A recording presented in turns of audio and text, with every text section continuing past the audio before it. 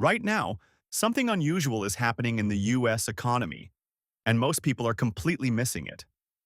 Not because the data isn't there, but because it hasn't fully shown up in everyday life yet. If you look at the surface, things still seem relatively normal. People are still going to work, stores are still open, and the word recession hasn't taken over every headline. But underneath that surface, the signals are starting to line up in a way we haven't seen in years.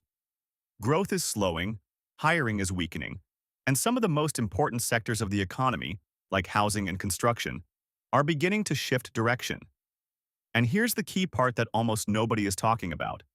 This isn't shaping up to be a traditional recession where everything falls at once. Instead, it's happening unevenly, quietly, city by city. Some places are still holding strong, while others are already showing early signs of economic stress. That's what makes this moment different and potentially more dangerous. Because when a recession spreads this way, it's harder to recognize, harder to prepare for, and easier to underestimate. Think about it like this. If the entire country suddenly entered a recession overnight, everyone would react quickly. But when it starts in specific cities, in specific industries, it flies under the radar. It doesn't feel urgent until suddenly it is. And by that point, the damage has already started to spread. So, in today's video, we're going to break down the cities that are showing the strongest warning signs heading into 2026. These are not random locations. They are places where multiple pressures are building at the same time. Housing is cooling, job growth is slowing, costs are rising, and migration patterns are shifting in ways that could reshape local economies faster than most people expect. But more importantly, we're going to explain why this is happening. Because understanding the why is what allows you to stay ahead of it. Whether you're thinking about buying a home, investing, or just trying to understand where the economy is heading, this breakdown is going to give you a clearer picture of what's really going on beneath the surface. And I want you to pay attention to one thing as we go through this. See if any of these trends are already happening in your city, because chances are, if they're not happening yet, they might be soon.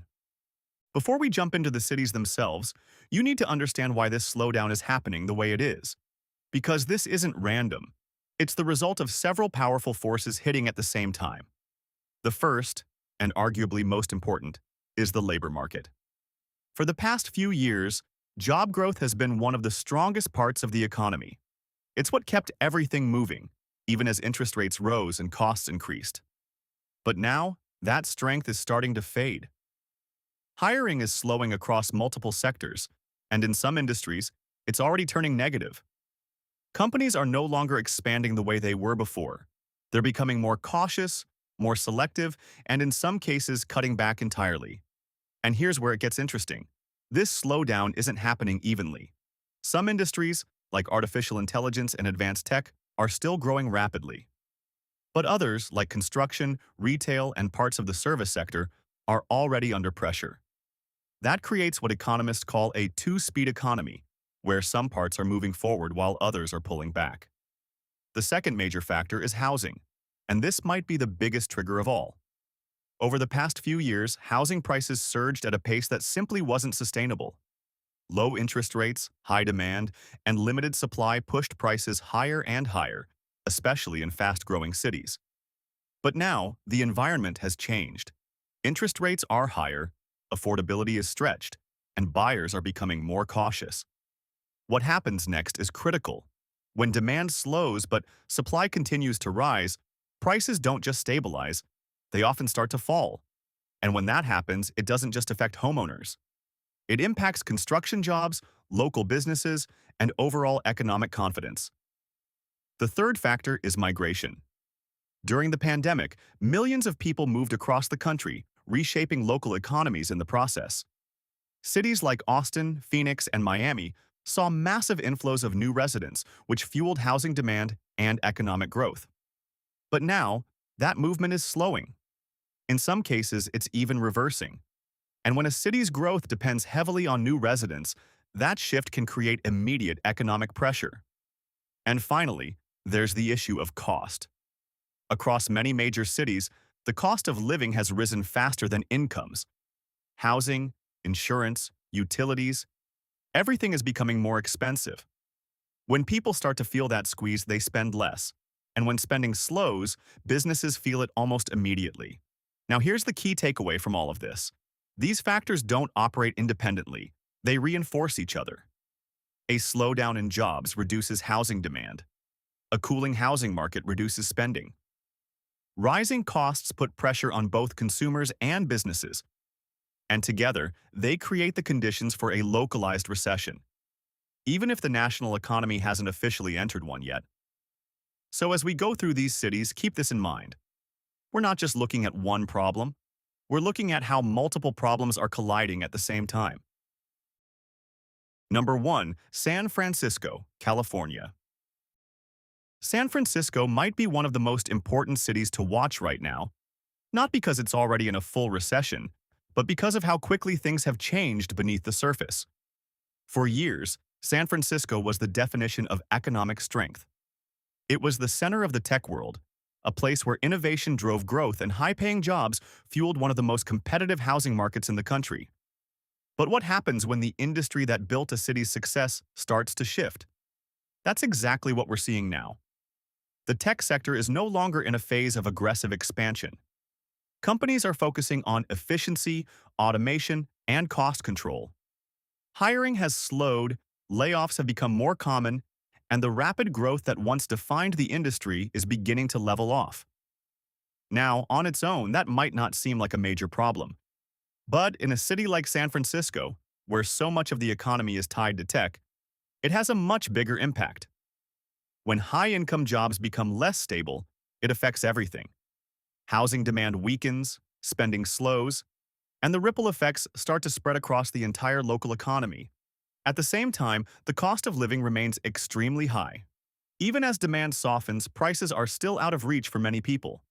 This creates a situation where fewer people can afford to move in, while more people are considering leaving. And then there's remote work. One of the biggest shifts of the past few years has been the ability for people to work from anywhere. That has reduced the need to live in high-cost cities like San Francisco, which further weakens demand for both housing and office space. Put all of that together, and you get a city that is highly exposed to economic change. It's not collapsing, but it's becoming more fragile. And when a city like San Francisco starts to show signs of weakness, it often signals broader shifts that could spread to other markets. Number 2. New Orleans, Louisiana. Now let's shift to a very different type of risk, because not all recessions are driven by industry slowdowns. Some are driven by costs. New Orleans is one of the clearest examples of this. Here, the biggest issue isn't rapid growth or tech dependency. It's the rising cost of simply existing in the city. Insurance premiums have surged, particularly due to climate-related risks. For homeowners, this isn't just a small increase. It can be thousands of dollars more per year. And when you combine that with already rising housing costs, it creates a situation where ownership becomes increasingly difficult to sustain. But the impact doesn't stop there. Higher costs don't just affect homeowners, they affect businesses as well. Operating expenses rise, profit margins shrink, and hiring slows down. Over time, this reduces economic activity across the board. And here's where it becomes dangerous. Unlike fast-growing cities that can offset rising costs with strong job creation, New Orleans doesn't have that same level of economic expansion. That means the cost pressure isn't being balanced out. It's building. This is one of the earliest and most overlooked signs of a local recession. When costs rise faster than income, and there's no strong growth to compensate for it. And once that imbalance reaches a certain point, the effects can accelerate quickly. Number 3. Austin, Texas. Austin's story is one of the fastest transformations in the country, and it's a perfect example of how quickly momentum can shift. Just a few years ago, Austin was one of the hottest markets in America. People were moving in from across the country, drawn by job opportunities, lifestyle, and the perception that it was the next major economic hub. Housing demand exploded, prices surged, and construction ramped up to meet the influx. But now the environment is changing. Inventory is rising, meaning there are more homes available than before. At the same time, demand is slowing as affordability becomes a major issue. Higher interest rates have made it more expensive to buy, and some buyers are choosing to wait on the sidelines. This shift is starting to show up in both home prices and rents. In some areas, prices are flattening. In others, they're beginning to decline. And when that happens, in a market that grew as quickly as Austin did, it raises the risk of a deeper correction. At the same time, job growth is no longer as consistent as it once was. While the tech sector is still present, it's not expanding at the same pace. And when growth slows in both housing and employment at the same time, it creates a feedback loop that can weaken the entire local economy. Now here's the question you should be asking. Is this just a normal correction, or is it something bigger? Because if these trends continue, Austin could go from one of the fastest growing cities in the country to one of the most vulnerable. Number 4. Phoenix, Arizona. Phoenix is another city where rapid growth has created new risks, and the biggest one right now is oversupply. During the pandemic boom, demand for housing in Phoenix surged. Builders responded quickly, launching new developments and increasing construction to keep up. But now, that supply is hitting the market at a time when demand is slowing. This creates a classic imbalance. More homes are available, but fewer buyers are actively looking. And when that happens, prices start to soften. We're already seeing signs of this in the rental market. Vacancy rates are rising, incentives are becoming more common, and price growth is slowing significantly. In some cases, rents are even starting to decline. And here's why this matters. Housing is not just one part of the economy, it's a major driver of it. When housing weakens, it affects construction jobs, local spending, and overall economic confidence. For a city like Phoenix, where growth has been closely tied to real estate, this creates a situation where a housing slowdown can quickly spread into other parts of the economy. Number 5. Denver, Colorado. Denver represents a different type of risk, one that builds slowly over time. For years, Denver has been one of the most desirable places to live, with strong job growth and a high quality of life. But as demand increased, so did prices. And now, affordability has become a major barrier. When housing costs rise faster than incomes, it eventually reaches a point where fewer people can afford to buy. That reduces demand, slows market activity, and can lead to price stagnation or decline. At the same time, migration trends are shifting. Some people who might have moved to Denver in the past are now choosing more affordable alternatives. And when a city starts to lose that steady inflow of new residents, it can have a significant impact on the local economy. Denver isn't collapsing, but it's hitting a ceiling. And when growth slows in a high-cost market, the risk of a broader slowdown increases. Number 6. Seattle, Washington.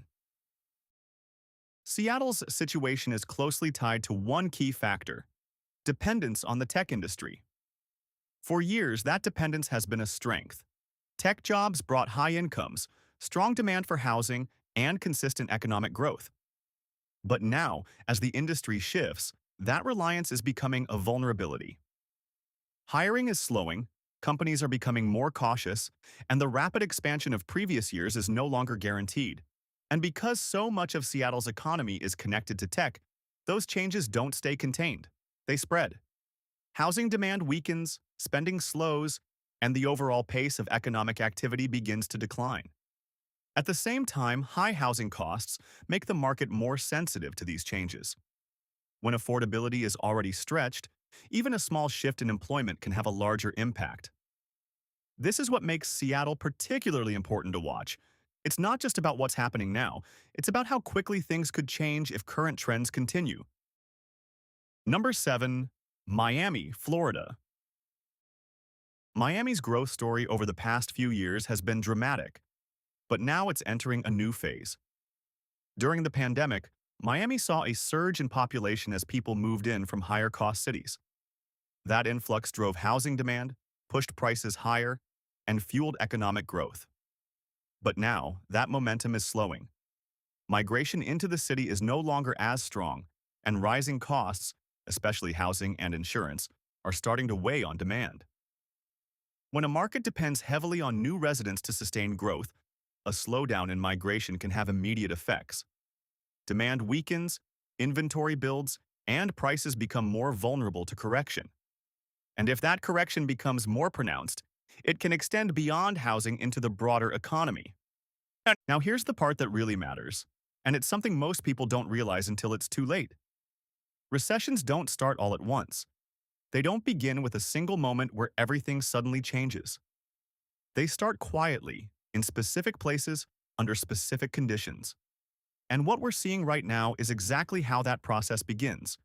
Certain cities are already showing the early signs. Housing is cooling, job growth is slowing, costs are rising, and while it might not feel like a full recession yet, the foundation for one is clearly forming. So the real question isn't just whether a recession is coming, it's where it's going to hit first and how fast it could spread from one city to another.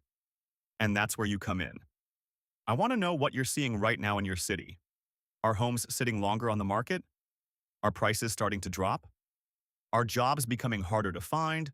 Or does everything still feel stable? Drop a comment below and let's compare what's really happening across the country. Because sometimes the best way to understand the economy is to hear what people are experiencing in real time. And if you want more breakdowns like this, real data, real trends, no hype, make sure you hit that subscribe button and turn on notifications. Because over the next few months, this story is going to move fast. The cities that look stable today could be the ones facing pressure tomorrow. Stay informed, stay ahead, and I'll see you in the next video.